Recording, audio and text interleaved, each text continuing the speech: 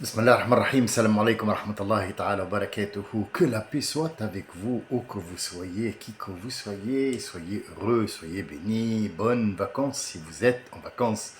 Et faites attention parce que la chaleur revient, hydratez-vous, gardez votre maison à l'ombre, fermez vos volets et passez un très bon été, Inch'Allah, qui sera bénéfique pour vous. Permettez-moi de changer de registre et d'attaquer directement un sens qui m'a attiré l'attention entre deux réflexions. J'ai lu 3 sourates comme d'habitude, puisque ça devient une habitude. En fait, je me tais, je regarde, mais je suis en train de lire le livre dans la tête pour ne pas être attiré ou influencé par ce qui se trame autour de moi, qui est éphémère et qui est de l'ordre du spectacle, tout simplement, et qui est insignifiant parfois. Je ne dis pas tout. Non, non, non. On doit vivre, on doit bouger, on doit rigoler, on doit être heureux, on doit acheter, vendre, tout ça. Mais quand ça devient du spectacle, vaut mieux éviter et sortir de ce lot-là et de ce tourbillon pour qu'on ne soit pas aspiré par cette spirale qui va vous mener tout au fond du trou. Et qui sait, est-ce qu'on peut en ressortir ou pas? Sachez qu'on n'en est pas ressorti depuis l'Andalouse, depuis la reprise de l'Andalouse dans les croisades. Nous n'avons repris aucune démarche pour remonter ce trou, malheureusement. Mais on reste toujours optimiste. Il y a des gens qui ont la faculté de penser, de réfléchir, de mettre les choses au point et de voir un petit peu quelles sont les réalités du truc. Bien. Alors parfois, je m'évade et je suis là, quand on me regarde, on a l'impression que je fixe quelque chose, mais je suis en train de lire le livre, sans l'avoir tourné, mais de mémoire, je suis en train de lire. Il y a un mot qui m'a intrigué. Je l'avais, l'explication primaire qu'on nous a donnée à l'école, je l'ai bien vu. Ce qui m'a intrigué, c'est sa place, c'est l'endroit où il est. Quand normalement on prend un sujet de conversation, on va parler par exemple des enfants. Qu'on parle pas du passé de l'enfant. Ce qui est logique, c'est qu'on parle ou alors de l'état présent, qu'est-ce qu'il a fait, qu'est-ce qu'il ne doit pas faire, ouais, reste tranquille, enfin je parle normal, hein, le langage de tout le monde. Faut pas que tu m'attires des ennuis, sinon après ils vont, je sais pas quoi, la prison. Ah, on passe directement à l'avenir, fais-toi un avenir, va travailler, fais des enfants. Donc en fait, la logique dit que si on a un sujet de conversation, tout ce qu'il y a dedans est relié à la conversation et non pas à autre chose. T'imagines si on est en train de parler des enfants, de leur avenir, et tout d'un coup, l'un des parents lui dit ah, il était beau le collier de la dame l'autre fois. Ça n'a aucun sens. Ou alors elle évite le sujet, donc elle a pris pour un con, ou alors elle est con, et il est con, ou alors c'est pas logique. Et moi, j'opte plus pour le pas logique que les autres trucs, malgré qu'il faut y mettre toutes les hypothèses possibles qui entourent le sujet. Inna adad al-ashhuri inda Allah ithnata ashar. C'est une ayah qui existe dans la sourate At-Tawbah, le repenti, At-Tawbah numéro 36. Elle n'a aucun rapport avec la première et la deuxième ayah. Eh bien, détrompez-vous. Détrompez-vous. Pourquoi Allah dit que le nombre de mois dans ce que Dieu a fait comme savoir, dans son savoir de la création de l'univers, avant même qu'il crée l'univers, il a écrit que les mois dans cette création seront au nombre de 12 dans 4 hurum. 4 où il ne faut rien faire. Ouh là là.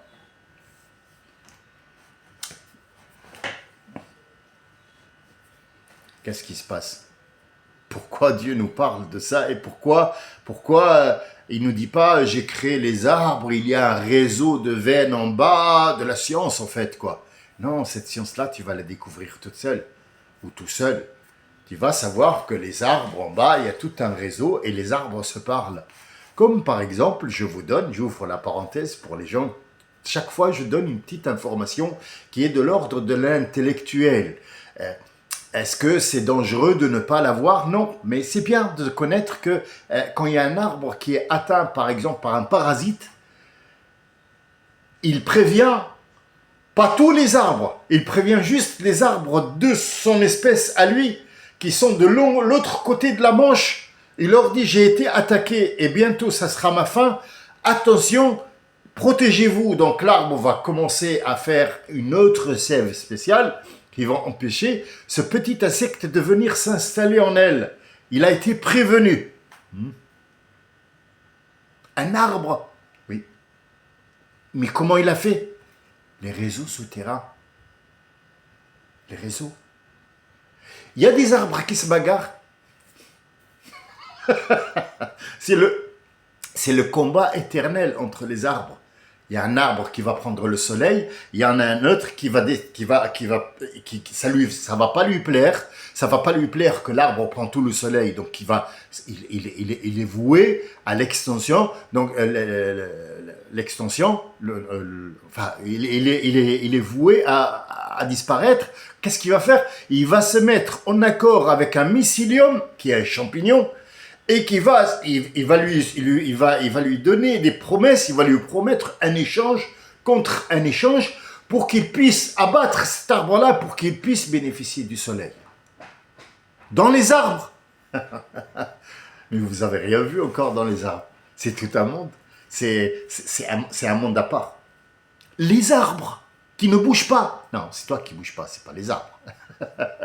Les arbres ils communiquent, qui bougent, ils sont en train de te donner, d'être là pour toi, ils te donnent l'oxygène, ils prennent ton gaz carbonique, ils te donnent des fruits, ils te donnent l'ombre, ils font la température, ils règlent le climat, ils font en sorte que cette vie marche. Mais c'est toi l'idiot qui est en place, c'est pas l'arbre.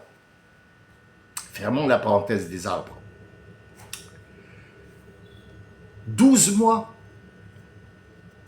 avant même, Ya Rabbi, que tu crées le monde, tu as décidé qu'il y avait 12 mois.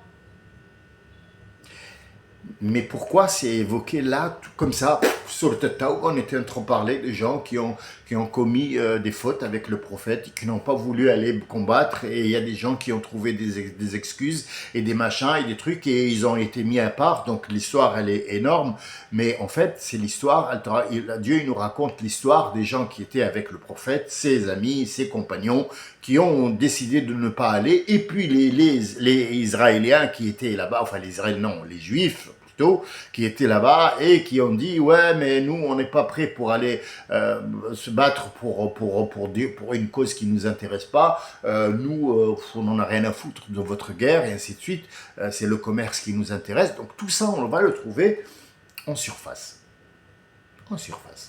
et tout d'un coup il nous parle, il dit 12 mois, donc 4 où il ne faut rien faire, et il nous donne un avertissement. Attention à ce que vous faites, ces 4-là, il n'y a rien qui se passe dedans. Taouba. J'ai cherché. Je suis allé jusqu'à la fin de la Taouba. J'ai vu que Dieu nous parle qu'il fallait préserver des choses, qu'il fallait avoir beaucoup d'imagination pour savoir ce que lui, il est en train de dire. Qu'est-ce qui se passerait si jamais quelqu'un désobéit, ainsi de suite. Il y a beaucoup de choses. Il nous informe. C'est de l'information, mais c'est une enquête. Qassas. Et non pas Qassa. Qassa, c'est une histoire pour enfants. Mais Qassas, c'est une enquête. Al-Qassasu, c'est une enquête. Je me suis dit, ce mot-là, je le connais, il n'est pas loin, il est dans Sourate Yusuf. Tiens, on va revenir en arrière, aller voir Sourate Yusuf. Tiens, Sourate Yusuf, il dit « Nahnu naqussu alayka ahsana al-qasas » et non pas « ahsana al-qisas ». Qisas, ce sont des histoires pour des enfants. Qisas. Pourquoi? Qis. Qis, c'est tout court, c'est une petite histoire qui a un début et une fin. Mais qasas, c'est une enquête, où il y a des preuves. Le mot qasas, le mot enquête, n'est pas important. Ce qui est important, c'est les preuves qu'on va trouver en faisant l'enquête. L'enquête sur quoi? 12 fils d'Israël qui est Jacob. Ah, ça c'est sur Youssef. Bien. Inna fi Youssef wa ikhwatihi ayat lisa'ili. Elle est là, je vais vous la redire directement. Excusez-moi, j'allume l'ordinateur si vous s'allumez pour que je vous la dise, ou alors je vous la lise à partir de ce Coran-là. On est bien d'accord? Bien. Alors, il faut savoir, entre-temps, en attendant qu'il s'allume, voilà, il s'est allumé, on va voir Surat al-Qasas, Youssef. Alors, Surat Youssef, qu'est-ce qu'elle nous dit? Alors, قال لأبيه يوسف لقد كان في لقد كان. Ah, elle est là, je vais vous la montrer. Et voilà, Surat Youssef, elle est là, devant vous, comme ça, vous n'avez rien à chercher ou à douter de ce que je raconte moi, puisque je ne dis pas quelque chose qui vient de moi. De moi, je pourrais raconter des conneries. Mais ce qui est devant toi n'est pas des conneries, ce sont des paroles saintes. Bien. Alors, pareil, que ça soit ici, que ça soit maintenant, on a la technologie, on a le Coran, ou alors dans un téléphone, on a le Coran. On est prié de ne pas rentrer aux toilettes avec le téléphone. Pourquoi? Parce qu'il contient... il peut contenir des paroles saintes. Est-ce que c'est valable pour tout le monde? Non. Il y a des Français ou des Juifs ou des Australiens ou des Nord-Africains ou je ne sais pas quoi qui s'en foutent, ils n'ont pas ça dans le... Mais le logiciel contient ces mots. Donc, vaut mieux ne pas rentrer avec du Coran ou alors les Comoriens, ils rentrent avec leur truc là, jaune, où il a écrit La ilaha illallah Muhammad Rasulullah, ils rentrent avec aux toilettes. C'est pas bien ça, c'est mon avis. Il faut réfléchir, d'accord, c'est ton habit traditionnel, mais quand tu rentres aux toilettes, tu peux faire un petit peu d'effort, respecter le mot d'Allah, tu ne le rentres pas avec toi quand tu vas faire caca. Tes déjections et le mot Allah ne vont pas ensemble. Donc réfléchis un peu. Pourquoi j'évoque ça? Pour la réflexion. Laqad kana, laqad, ça veut dire il a été sans changement. Il l'a été et sans changement. C'est pas ouais, mais c'est peut-être parce que. Non, non, il l'a été. Fini. Il l'a été. Je te donne une information confirmée. Il a été. Kana. Il a été. Kana. Été, c'est kana. Et il a été. Le mot il a été. Laqad kana. Effectivement, il a été dans Youssef, et non pas dans l'histoire de Youssef. Dans Youssef, laqad kana fi Youssef, dans Youssef, pas l'histoire de Youssef. L'histoire de Youssef, c'est autre chose. Il a été jeté dans un puits, puis après il a été acheté, puis après il a été devenu le roi d'Égypte. C'est pas ça qui nous intéresse. Laqad kana fi Youssef, Youssef lui-même, Youssef, Joseph, wa ikhwatihi, et ses frères, ayat, des sens, et des réponses à des questions, les Sa'ilin, qui vont poser des questions. Sa'ilin, ce sont ceux qui posent des questions bien précises. Fi Youssef, comment ça, Fi Youssef? Dans son corps, dans son visage, c'est quoi? Youssef est un emblème. Nous ne parlons pas ici de l'être humain qui porte un nefs et qui porte une âme et qui a un corps. Nous parlons de l'emblème Youssef et de ses frères, l'emblème aussi. Que représente l'emblème des frères de Youssef? C'est le commencement de Bani Israël. Les fils d'Israël, Jacob, qui est encore en vie, c'est le commencement de leur vie parce qu'ils commencent leur vie avec un meurtre ou à une présomption de meurtre, puisqu'ils vont vouloir tuer leur propre frère. Pourquoi? Pour avoir la place. Et quand leur frère va mourir, l'emblème Youssef, qui est devenu de rien du tout un roi d'Égypte, il va leur confier après l'Égypte, parce qu'il va mourir, de toute façon l'emblème, quoi qu'il arrive, il a une fin, et ils vont s'entretuer pour posséder cette terre et aussi esclaver les gens qu'il y a dedans. Ce sont les Égyptiens, les Coptes, qui n'auront aucune possibilité de rien faire du tout que de refaire naître les pharaons pour les débarrasser de Bani Israël. Et ce qui s'y est arrivé jusqu'à l'arrivée de Moïse, qui va les sortir de là-dedans. Et nous revenons dans Sourate Al-Isra. Il leur dit, vous allez grandir 2 fois. 2 fois. Vous allez grandir 2 fois. Vous allez avoir beaucoup de pouvoir 2 fois. Et dans les 2 fois, je vais vous anéantir. Moi, pas les êtres humains. Je laisse ça pour moi. Quel est le rapport entre 12, Youssef, Ben Israël, le truc sur la tête, machin? Ah. C'est pas une promenade de santé. Non. Comment on réfléchit? Pourquoi Dieu nous dit qu'il a, avant de faire la création, il a créé 12, bon, dont 4 haram. Donc dans les 12, il y a Youssef et Benjamin qui ne sont pas méchants.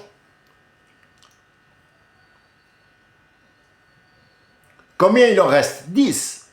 Donc il y en a encore 2. 2 qui ne sont pas d'accord avec les autres. Les autres eux-mêmes ont la même idée, tuer Youssef. Mais chacun a dit de le tuer d'une manière.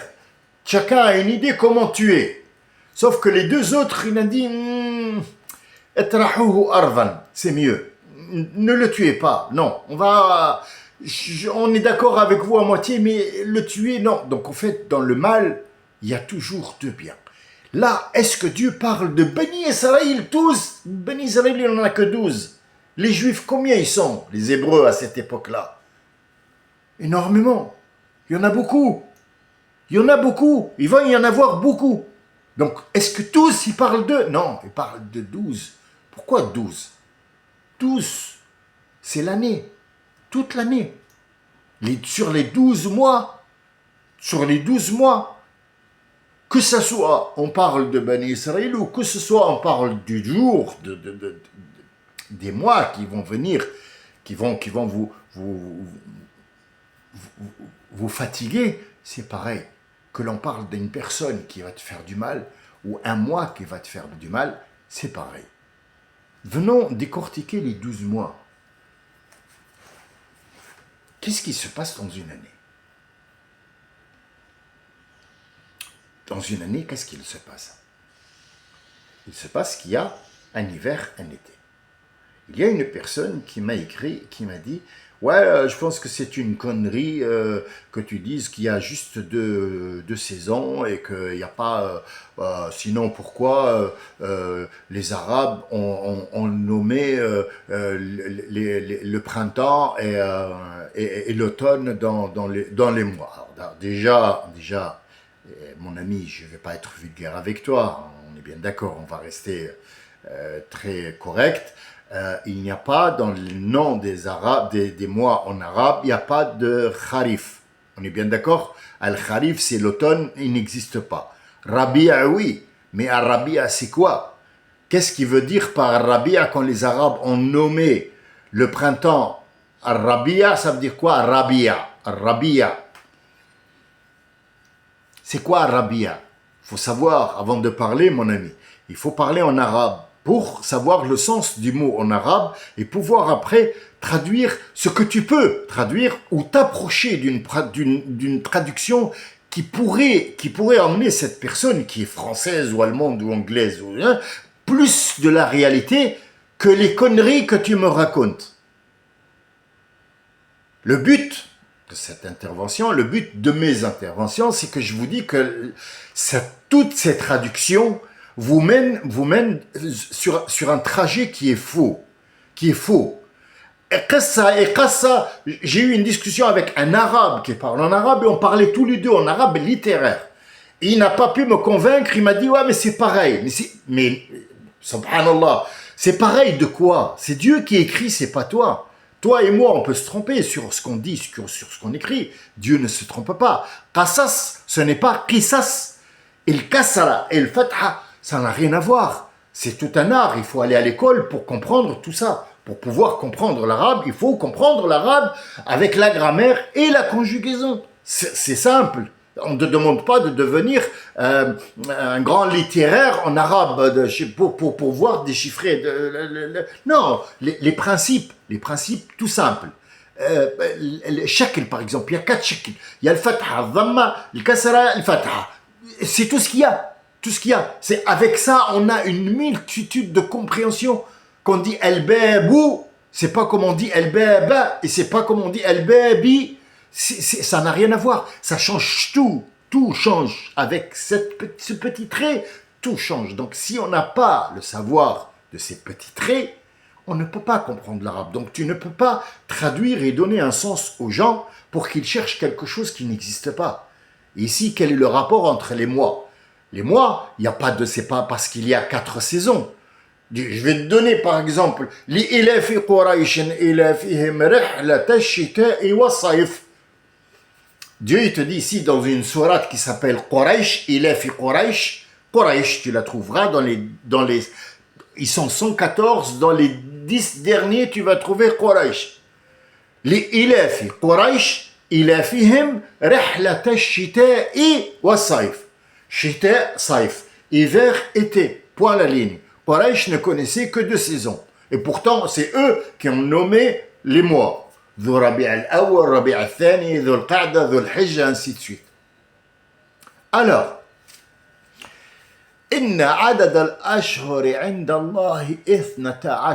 Le nombre de mois chez Allah Azza wa Jal sont au nombre de 12. Ils ont été créés dans le savoir de Dieu avant que la création n'ait lieu. C'est le verset traduit tout simple. Bien. Ma ma'na ashar. Pour les gens simples d'esprit, et les imams avec le truc, il va te dire, shahr c'est 30 jours. Non, ça c'est une période qu'on appelle aussi shahr. Mais pourquoi on l'a appelé shahr? Quels sont, pour vous expliquer le mot shahr, vous expliquer la relation entre ce que j'ai dit et Ben Israël, les 12, vous allez comprendre pourquoi il y a eu le mot shahr. Que veut dire Allah par le mot shahr? Tout en surface. Je ne suis pas allé nulle part. Je suis encore en surface. Je ne peux pas aller plus loin. Enfin, moi, je suis allé plus loin. Il y a des choses qui m'ont apparu, mais je ne pense pas que ça soit adapté maintenant pour que je vous dise ça et je vous rentre dans des tunnels où vous allez plus trouver la sortie. Nous sommes dans le mot shahr. C'est quoi le mot shahr?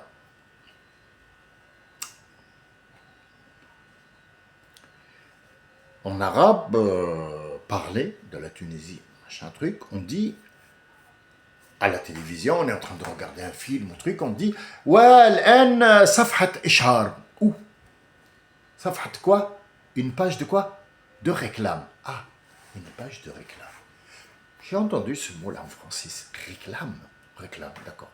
Mais elle a été remplacée par publicité. Ah, publicité, d'accord. Publicité. Quand on se marie, on fait quoi? On publie les bans. Publier les bans. Qu'est-ce que c'est publier le ban? C'est une étape importante dans le mariage. Sans ça, en arabe, chez les musulmans, il n'y a pas de mariage. Ça s'appelle al-ishar. Al-ishar. Al-ishar, ça veut dire que tout le monde sache qu'il y a un mariage entre tel et tel. Tout le monde, les 2 familles et le monde entier de ce truc-là, cette femme-là est dédiée à cet homme-là, ils sont liés par les liens sacrés du mariage. Sans cet ishar-là, ça s'appelle quelque chose qui a été fait dans le secret, donc ça ne peut être que de l'adultère. Et l'ishar est important.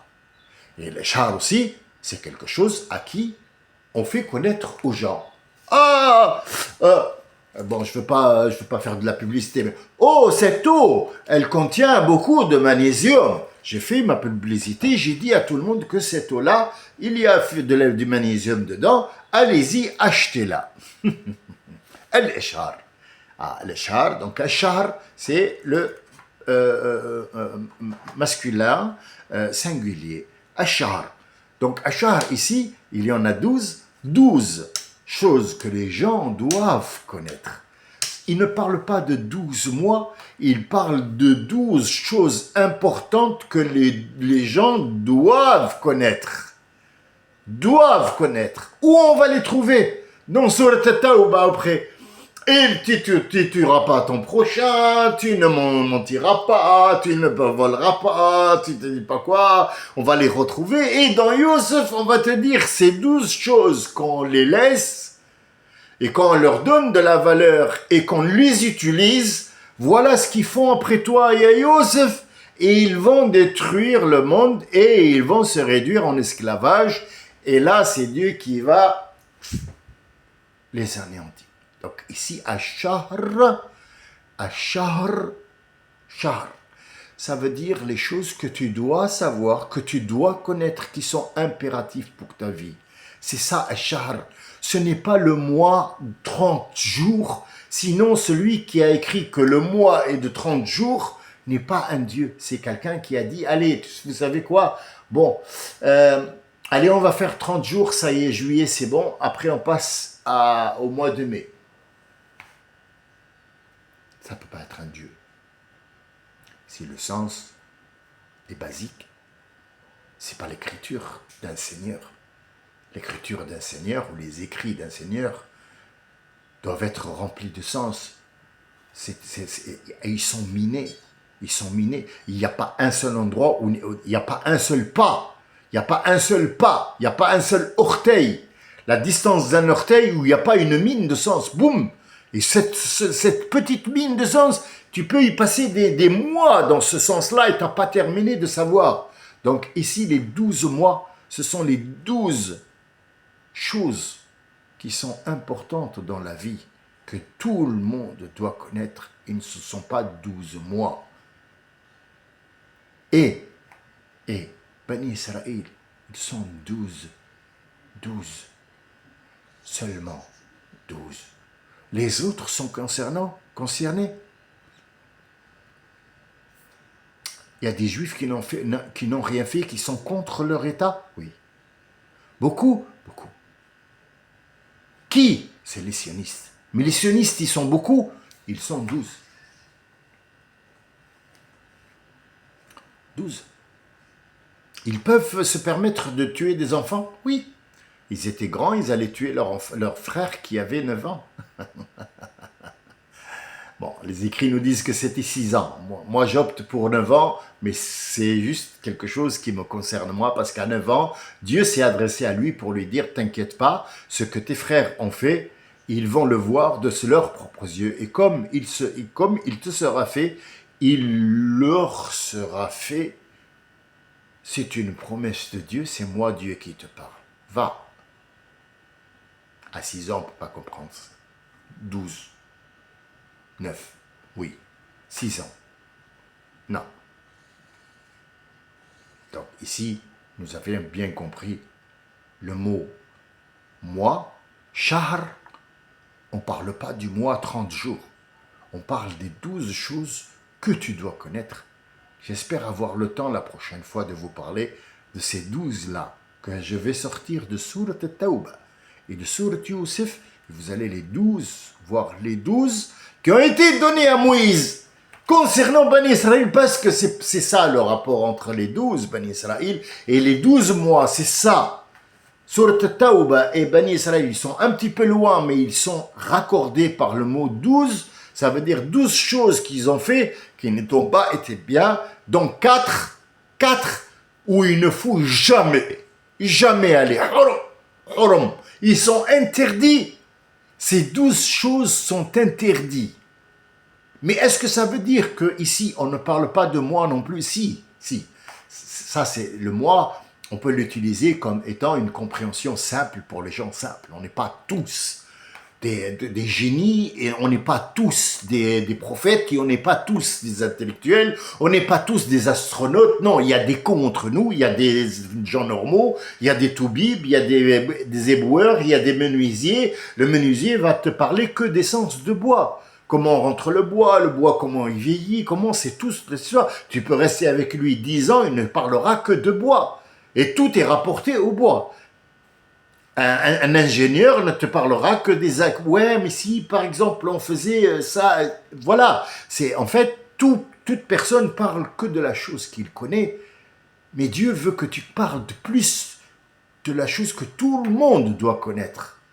Pas tout le monde peut parler de bois, parce que l'électricien n'est pas au courant. Bon, c'est un jeu de mots. Ouh là là, qu'est-ce que je suis drôle, mon Dieu. Le courant, il n'est pas au courant qu'il y a des sens de bois. Eh ouais, et non, non, il est au jus, lui. Eh oui, oui, parfois il prend des jus, enfin des coups de jus. Jus de mots. Oh, qu'est-ce que je suis drôle, mon Dieu, mon Dieu. C'est un... Non, mais moi, si je vous le dis tout de suite, si je fais un one-man show, très peu seront en vie à la fin, tellement je suis drôle. Donc, restons sur la drôlerie, restons sur cette pointe d'humour à la fin. Je vous donne rendez-vous pour la prochaine fois. Je vous donnerai les 12, Inch'Allah, choses à comprendre qui ont été données à Moïse et qui ont été aussi données à Mohammed, sallallahu alayhi wa sallam, où il en a rajouté 2 autres, ça fait 14. Inch'Allah, à la prochaine. Assalamu alaikum wa rahmatullahi wa barakatuh.